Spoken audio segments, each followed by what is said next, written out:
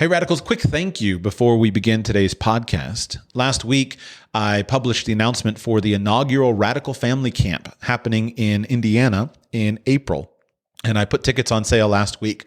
As of today, all of the tickets are sold out for that event, which is just outstanding. For an inaugural event to sell out all the tickets in a week just blows me away, and I'm really, really grateful to you for your response.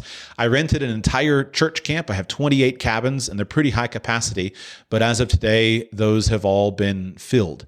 And so I have created a wait list. I'm working to see if I can get access to a handful more cabins. I rented an entire complex of this large church camp that's there in Indiana, but there's a handful more cabins that I may be able to get on the next to the primary complex that I have there. So if you are interested, make sure you go to radicalfamilycamp.com, put your name on the wait list, and we'll see if we can increase that just a little bit. Otherwise, hopefully this inaugural event will go swimmingly well, and hopefully every attendee will be thrilled with the event, and hopefully we can do them more in the future in other places around the country. But just a big, solid, hearty thank you from me. I really appreciate your response, and I'm excited to spend a really great time with you. Welcome to Radical Personal Finance, a show dedicated to providing you with the knowledge, skills, insight, and encouragement you need to live a rich and meaningful life now while building a plan for financial freedom in 10 years or less. My name is Joshua Sheets, and today I want to talk to you about mindset. Mindset is something that is clearly important in wealth building, and yet it is something that has been difficult for me to talk about because I don't get into just kind of frou-frou, airy-fairy ideas. I want to really understand how my mind works in order to then harness it for my own purposes. And today I'm ready to talk to you about one component of mindset. I want to begin with a tweet. This comes from some random Twitter user named John Lefebvre, and he writes this. I'm not exactly sure what the date on this is, probably a month or two ago. I've been waiting on this, had it in my files for a while, waiting to comment on it.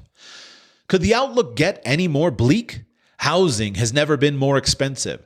Transportation has never been more expensive. Food and energy have never been more expensive. Credit card debt has never been higher. Household savings have never been lower. Health insurance has never been more expensive. Americans have never been fatter. Inflation is here to stay. Higher rates are here to stay. The labor market is cooling. Government spending and our national debt have never been higher. Our nation is politically and culturally divided. Geopolitical instability is fermenting. I think he meant fomenting.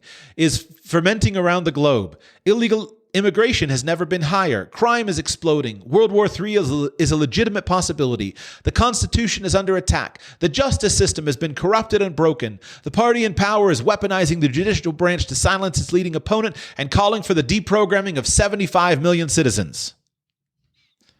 That's the tweet. Now, here's how we need to look at the world. We need to begin, before we ever go out into the world and look at things, we need to begin by self-consciously examining our own perspective. As I approach my 5th decade of life, I am increasingly convinced that all of us go out into the world and we see exactly what we believe. We see what we believe. We do not believe what we see. On the contrary, we go out and we see what we believe. I want to give you a long list of proof for that statement. Words fail me. You test it for yourself and you see if you don't find evidence to confirm your belief in what I have said. But to me, this is something that I see all the time. And if true, that means that we need to be very careful about what we believe. The simplest example we can begin with is the classic discussion about the difference between a pessimist and an optimist. A pessimist is one who looks at the glass of water and says the glass is half empty. An optimist is one who looks at the glass of water and says the glass of water is half full. Now, the facts of the height of the level of the water column in the glass are not under dispute. There is 50% capacity, 50% of the glass's capacity is filled with water. But the way that you interpret those facts, or that fact, is very much dependent on you and on your belief. and or some practical application. This is goofy, but it's real. I have to consistently teach my children not to fill water glasses to the normal 80% capacity, because then when they get knocked over at our dinner table, we have quite a mess. And so I teach them to fill our glasses to about 30% capacity, so they're less top heavy and we have fewer messes at our dinner table. And so even the fact of the glass being 50% filled in and of itself can be a good thing or a bad thing depending on context. It's all dependent on your perspective. Life is not as simple as these quote unquote facts that this particular Twitter user is writing about. Some of these facts are clearly correct, I would guess. I mean, World War III is a legitimate possibility, and it has been a legitimate possibility ever since the end of World War II. It is and will always be a legitimate possibility until it happens, and then World War IV will be a legitimate possibility. And it's up to us as human beings and what we do as to whether or not it will in fact happen and whether it happens in our lifetime. Similarly, some of these things are clearly incorrect, clearly false. Household savings have never been lower. Nonsense, right? We go back a couple hundred years and household savings didn't exist in a monetary form. Now, I'm not here to be the hyperbole police. I'm just simply pointing out to you that whether you accepted all those statements as facts or not has a lot to do with your mindset, with your preconceived ideas. And all of us do this. The problem that we need to face quite straightforwardly is that the way that we perceive the world about us impacts our actual lifestyle decisions. Here's another tweet from a user called SpaceBiker1488. Don't you love Twitter? Quote, "The worst part about political doomerism is that it encourages you to flee power. Get out of the cities, don't invest, don't start a business, don't run for office, just hide in the woods waiting to die."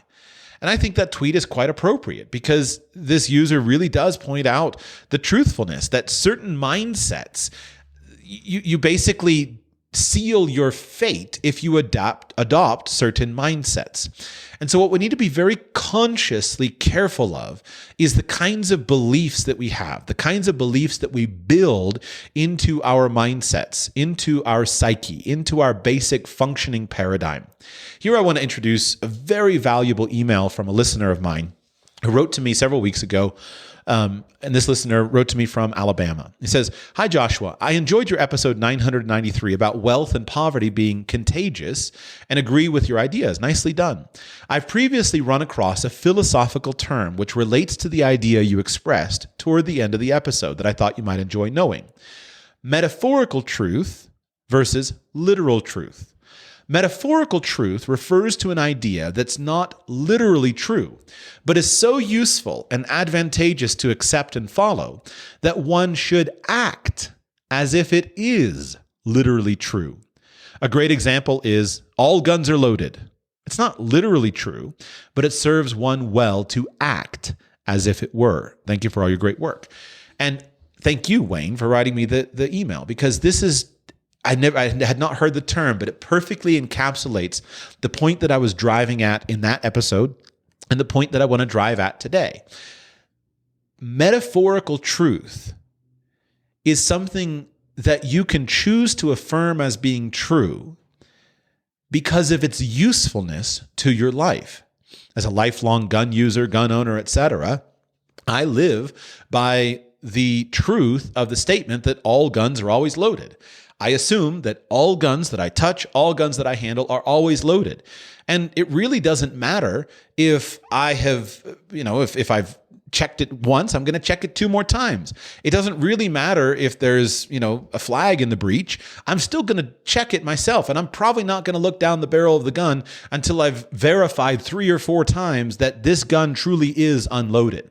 And so the point is to say that there are things that you can call to be true. You can say all guns are loaded. They are always loaded until you've proven about 5 or 6 times that they're not loaded. And then you finally accept that, okay, this gun in this case it's literally true that it's not loaded. But we are very slow to get there. Now, in most things in life, we're probably not going to be so precise about every single thing that we believe, but we should take a very careful inventory of the beliefs that we have, because the beliefs that we have about life are going to serve to basically serve up the life that we have. So for example, somebody takes that doomerism philosophy, everything is falling apart, get out of the cities, run away to the woods. It's the only place that you can go and just hide away. Well, as this user, Space Biker, says, that really is going to become a self-fulfilling prophecy. Instead of seeking to fight to change things, instead of going and becoming highly educated and forming, a committee to change something, or forming an organization to fight against something, or becoming a judge or a lawyer or a businessman or whatever, you're just never going to do any of those things because you've got a doomerist, fatalist mindset that's going to lead to your being impotent. And so because you believe that you're going to be impotent, you're actually going to be impotent. What you believe about yourself, what you believe about your life, what you believe about your opportunities is probably going to come true. There's many statements by many famous and successful men that whether you believe something to be true, it is true for you. If you don't believe it to be true, it's not true for you. And our world, sometimes we're just so awash in stories and examples of people who have created just incredible opportunities for themselves just simply due to the ferocity of their belief, when outside circumstances would lead none of us to say that somebody should believe something. I want to give you another example. And to be clear, I'm speaking in analogies because I don't want you to resist what I'm saying by following your preconceived beliefs about the job market is terrible, I can't find an opportunity. That's why I'm speaking in analogies. But this example that I'm about to give you is rather poignant. It's a little bit uncouth. It's not excessively vulgar, but it's a little bit uncouth. This comes from John Morrow, again, on Twitter. And here is John Morrow's tweet. I always thought I would die a virgin. I'm in a wheelchair. I have less strength than a toddler. I need help eating, going to the bathroom, everything. Guys like me didn't get laid. It was just a fact of life. But a part of me wondered, what if I'm wrong? In my 30s, I decided to test it. I hired a dating coach and started asking 10 women a day to have coffee with me. 10 years later, I've been on over 500 dates, 4 relationships of 2+ years, 2 marriage proposals. I said no both times. And my love life would make Hugh Hefner blush. Moral of the story? Test your beliefs to find out if they are true. You might find the cage around you exists only in your mind. And from John's Twitter profile, amazing guy, born paralyzed, hundreds of broken bones, pneumonia 16 times, built a business using a lip-operated mouse, traveled the world, you have no excuses. And if you look at a picture of John on his Twitter profile, he is profoundly disabled, living as I don't need to make the point more obvious, but any, male red pill dating coach would come along and say, yeah, this guy, he's got nothing. He's got nothing. And yet John's experience demonstrates the opposite. Be very careful what you believe, because you're going to find in life whatever you believe. So what can you and I do? Well, we can begin by systematically installing into our mindset appropriate beliefs. We can do that systematically, if not regularly. What I mean is that real belief takes an idea, a concept, and it looks for evidence of that. I have a belief system that says that almost anything is possible. But that belief system has been buttressed by many, many examples. And so when I come across a post by a paralyzed man, John Morrow, on Twitter, the one I just read you, then I just see constant reinforcement of my beliefs, because I've cultivated these beliefs and then I've found evidence for the beliefs. So therefore the beliefs get stronger and stronger and stronger. And the same thing happens the other side. If you cultivate a belief that is a negative belief, then all you see is constant and never-ending reinforcement of those beliefs. And I don't want to give you a lot of financial beliefs. But what I do want to give you is some mindset beliefs that will lead to your developing your own financial beliefs. Maybe in the future we'll talk about specifics of money. But here are some beliefs that I think are very useful. I'm now drawing this list from a man named Dickie Bush, Once again, I've built this entire show on tweets, so I hope you enjoy my show built on tweets. But this comes from Dickie Bush. Dickie is a very popular writer. He left Wall Street investment banking, something like that, to build a writing business. And he's just a very wise and intelligent guy. I really enjoy his content. But he posted and shared 9 core beliefs that shape the way that he sees the world. And I think this is a good example of beliefs that you should consider adopting for yourself. Because whether these beliefs are literally true or metaphorically true really doesn't matter. They're true enough that if you adopt them as true, you will get better results in your life, in your finances, in every aspect of your life by simply adopting these things to be true. Here's belief number 1. Everything in this world is 100% rigged in your favor. I repeat, everything in this world is 100% rigged in your favor. When you go out into the world believing that there is a powerful force that is, I'm choosing to use non-Christian language for a moment. I don't even know how you do this. I believe that there is a sovereign God who has divinely orchestrated every single event in my life for my good and for my well-being. Every single one of them. Now, whether I experience those things as what we commonly call blessings, or whether I experience those things as whether we commonly call trials, to me is entirely immaterial. If it's a blessing, then I'm going to rejoice in the blessing. If it's a trial, I'm going to rejoice in the trial. And I'm going to let the trial have its work in me. So this is something that, as a Christian, is very easy for me to accept because I consider it to be absolutely true. I consider it to be literally true and metaphorically true. That everything in this world is 100% rigged in my favor. And that everything is that I have an omnipotent sovereign God who is manipulating world circumstances for my good. It's a powerful belief, and I submit it to you for your consideration. Everything in this world is 100% rigged in your favor. Number 2, every circumstance is an opportunity for progress. Every circumstance is an opportunity for progress. Now, we appreciate the wins. We appreciate the things that we can boast about, the things that we can express joy over of our great wins. I'm rejoicing that my event sold out in less than a week. It's wonderful. It's fantastic. But let's say it hadn't. Could I have learned something? Was there an opportunity for progress? Enormous opportunities for progress. Sometimes you win, sometimes you learn, but you have to build a big, strong stack of failures and learning events, etc., in order to ultimately win at the highest level. And so one of the things that we need to cultivate in ourselves is an appreciation that all circumstances are opportunities for progress. Number 3, every outcome in your life is 100% your responsibility. Every outcome in your life is 100% your responsibility. Now, notice the words. People are quick to say, every outcome in life is not 100% my fault. It's not my fault. No, the word is not fault. I would not affirm the idea that every outcome in your life is 100% your fault. No, it's not true. All of us are subject to enormous outward circumstances. After all, if a sovereign God of the universe is ordering circumstances in my life, then clearly it's not my fault. It's not of my doing.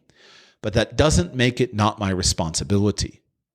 So by adopting the mentality that every outcome in my life is 100% my responsibility, I am now empowered to do things. I have the right mindset, and now I start taking action.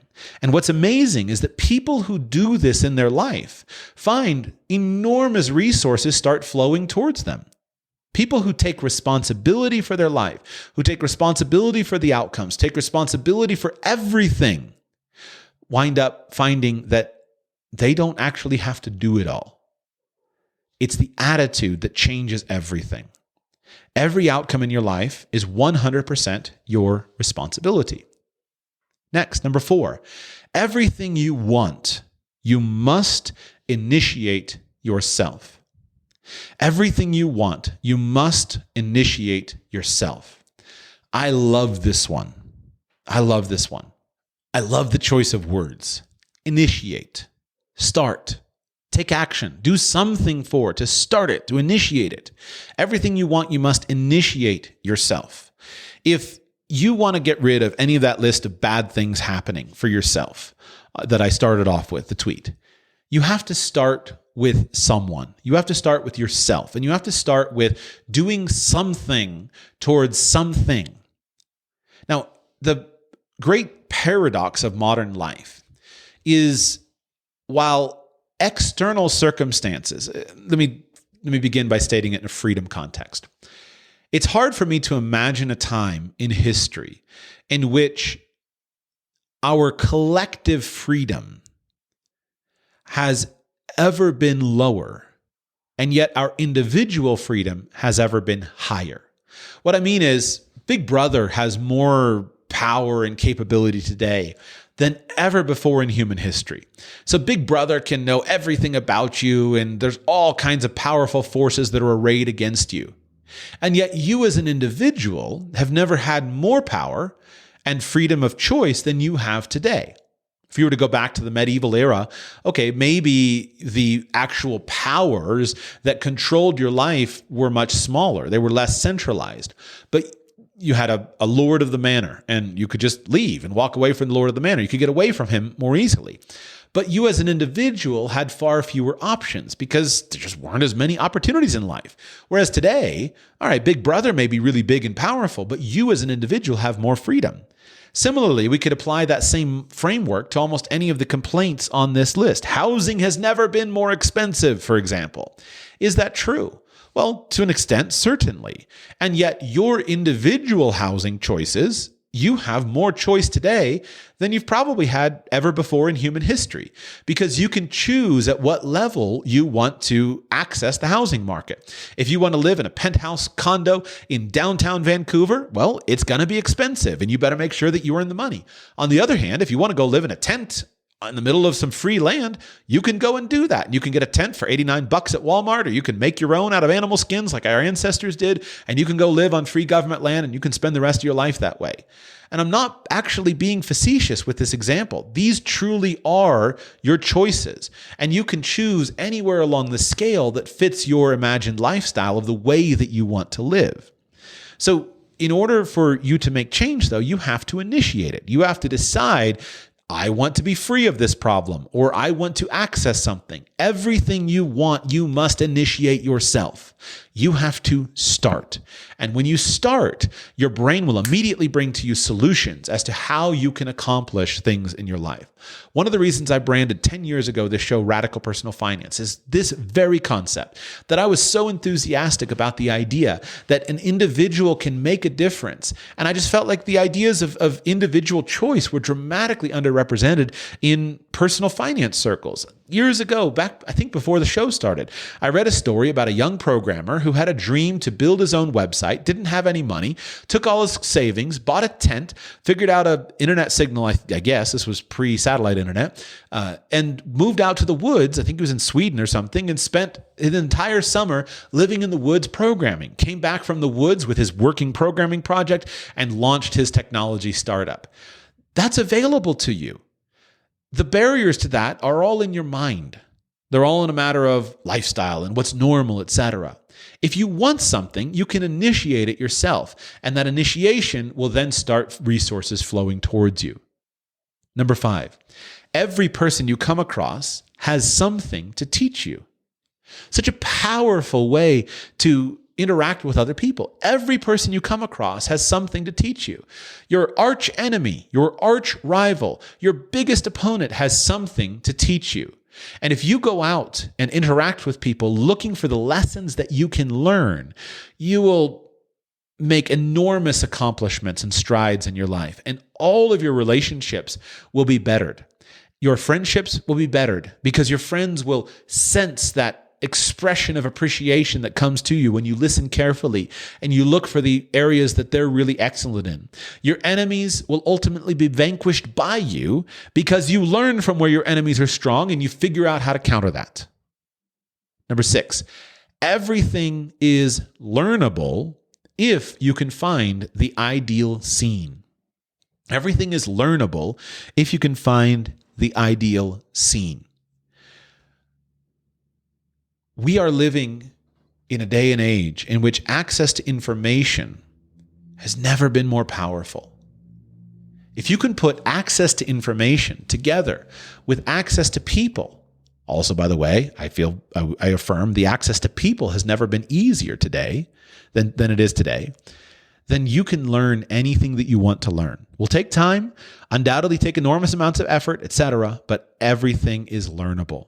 Number 7, everything you want will stand on the other side of a limiting fear. Everything you want will stand on the other side of a limiting fear. I'm afraid to talk too much about this one because I would have to expose my fears. And my base fear is usually wanting to look good in front of other people. For whatever reason, I'm sure it's a common human thing, but one of the themes of my life has generally been that I like to look good. I like to have a good reputation, etc. And I can identify specifically in that particular fear how many times that fear has held me back. I have podcast episodes about it, of practical application of it. But wanting to look good in front of other people has limited me in many ways. Now, your fears may be different, but everything you want will stand on the other side of a limiting fear. That's such a powerful concept, a powerful belief to install in your mind. So then you can tackle the fears that are limiting you from going after things.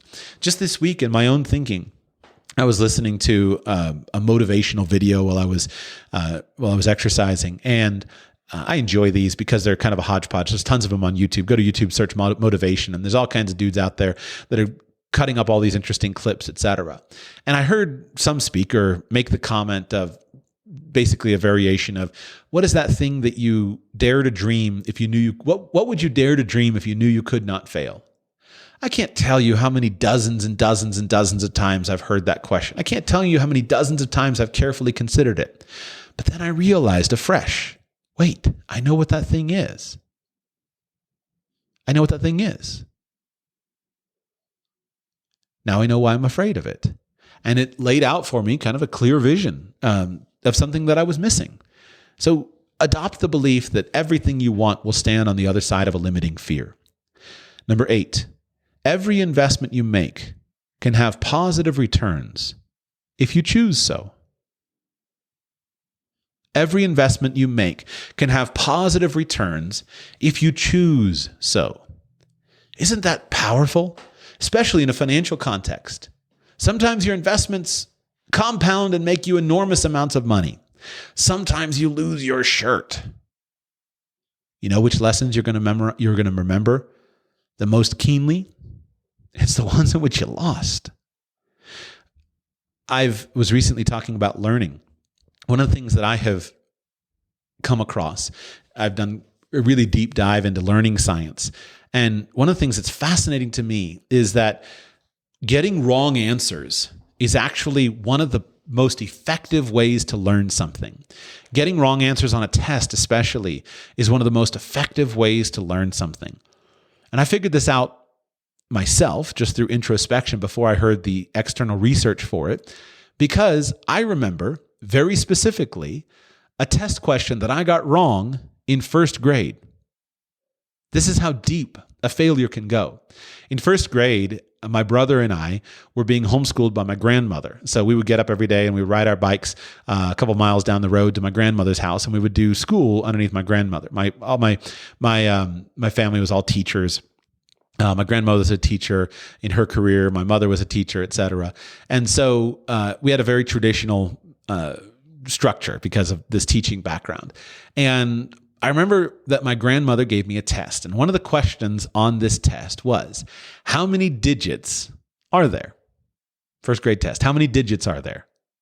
And I was sat there and I very carefully thought, and I said, well, I know that there's not 10 digits because 10 is 2 digits put together. So I know that I have 1, 2, 3, 4, 5, 6, 7, 8, 9. There's 9 digits because I know that 10 is 2 numbers put together. So I confidently wrote 9 on my paper. And I felt so proud of myself in first grade. I don't know why, but it's this emotion of pride is just written Actually, I didn't know why, because I got it wrong.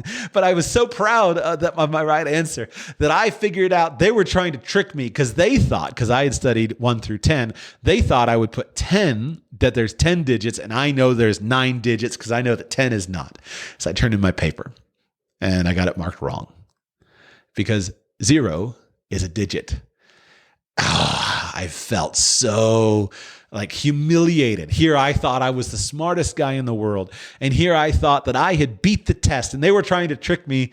And it turns out that if I had just put 10, I would have been right. However many years later from first grade, I still remember that one test question because I got it wrong. And to this day, I have always known that there are 10 digits in the world. That's it, in our system anyway. This is life. We always remember the wrong questions. And so one of the things that we need to do to learn effectively is basically start piling up as many wrong questions as possible. In language acquisition, one of the most valuable things about going out and speaking the language and using the language is you very quickly figure out which words you forgot, which words you don't know. And so you're out in the world and you're trying to come up with a word and you say, I should know what that is. How do I not know what the word for shoe is, or door handle, or whatever this is? But you need it and you don't have it. Well, you go back, you look it up, you study it, you'll never forget it again because you got it wrong. And so lessons come to us this way.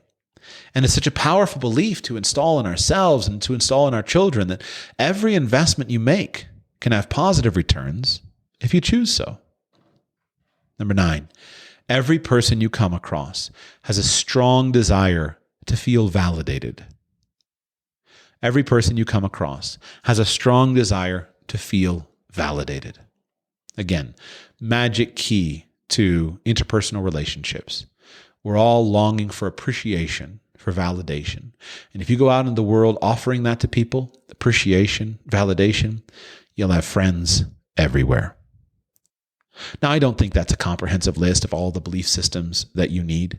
I'm specifically avoiding giving you specific financial ones because I want you to create them for yourself. There are some very clearly financial belief systems that you can install. And if you let your mind go through the areas of income generation, expense reduction, investment returns, avoiding catastrophe, investing wisely, optimizing lifestyle, then you will discover how to build those beliefs. As you install into your operating system high quality empowered beliefs, you will see nothing but opportunities. You'll see nothing but evidence to reinforce those beliefs. I will give you one financial example. If you are ever offered a promotion at your work, if you're ever offered a significant increase in pay, you probably should take it. Even if you don't stay in the job for a long time, you probably should take it. Because that promotion, that paycheck that you get, will fundamentally transform how you view yourself. Years ago, probably a Zig Ziglar tape, I don't know. I heard a motivational speaker that cited a study that someone had done, and they had taken a job description, a job offering, and they had put an ad in the newspaper, and they chose 2 comparable metro areas. I don't know, Chicago and New York, who knows, Denver and Miami, I don't know. They ran this ad in 2 different cities. The actual words of the advertisement were identical. The job description, the necessary qualifications, etc., identical for these 2 ads. The only thing that was different between them was the pay scale. For the sake of example, one was offering $120,000 and the other was offering $60,000. They received massive numbers of responses to the $60,000 ad, and they received many fewer responses to the $120,000 ad. The idea is that this little experiment demonstrated that people judge themselves not by their job qualifications, but by their salary level. The job qualifications were all the same. The description was the same. The necessary qualifications were the same. The only thing was that there were a lot fewer people that saw themselves as $120,000 a year earners as compared to $60,000 a year earners. And I've seen this again and again and again in business, that it's very difficult to go and make an enormous jump in your income. It's very difficult to go from a $50,000 a year job to a $250,000 a year job, because when you're a $50,000 a year earner, you see yourself as a $50,000 a year earner. And if all of a sudden you make this enormous jump, your financial thermostat breaks. And in many ways, you look around and how do I sabotage myself quickly to get out of this? Because it's uncomfortable. I don't fit here. But once you become a $250,000 a year earner, you now are that person and you see yourself that way. And a $250,000 a year earner doesn't often wake up and say, let me go and apply for a $50,000 a year job. The financial thermostat model has always been very powerful to me. The example that I give is quite simply this. Let's imagine that, my listener base varies enormously in terms of wealth and income, et cetera. But let's use a pretty good number, okay? Let's imagine that you woke up and you look in your bank account or your investment account, you look at your net worth statement, and you discover that you have a net worth today of $20 million. $20 million. How would you feel if you woke up and you looked in your bank statements and you discovered you had a net worth of $20 million? Now, most people would feel pretty good. They would say, that'd be amazing to have $20 million. Now, I want you to imagine something different. I want you to imagine that, what name do I use? Donald Trump. I want you to imagine that Donald Trump wakes up today and he has a meeting with his accountant. And the accountant says, Mr. Trump, you're worth $20 million. That's your net worth, $20 million. How do you think Donald J. Trump would respond to that? Would he feel happy? Or would he freak out?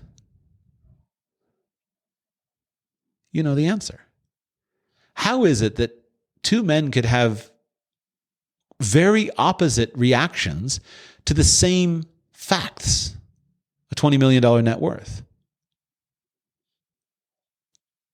comes down to their belief system.